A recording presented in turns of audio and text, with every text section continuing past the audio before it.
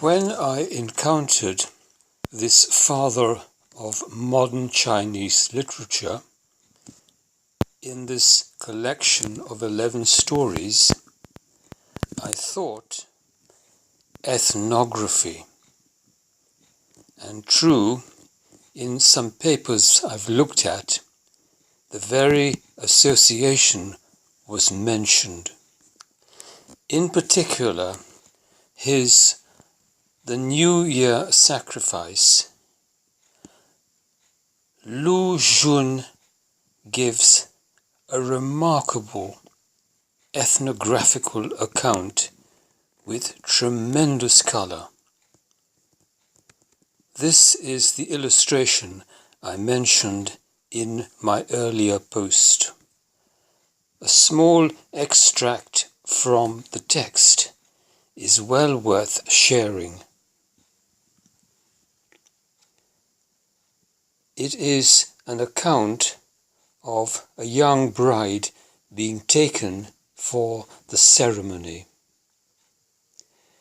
We go between sea life, madam. Some widows sob and shout when they remarry. Some threaten to kill themselves. Some refuse to go through the ceremony of bowing to heaven and earth after they've been carried to man's house. Some even smash the wedding candlesticks. But Jiangling's wife was really extraordinary. They said she screamed and cursed all the way to Heglen, so that she was completely hoarse by the time she got there. When they dragged her out the chair, no matter how the two chair bearers and her brother-in-law held her, they couldn't make her go through the ceremony. The moment they were off guard and had loosened their grip, gracious Buddha, she bashed her head on a corner of the altar, gashing it so badly that blood spurted out. Even though they smeared on 2 handfuls of incense ashes and tied it with 2 pieces of red cloth, they couldn't stop the bleeding. It took quite a few of them to shut her up finally with a man in the bridal chamber.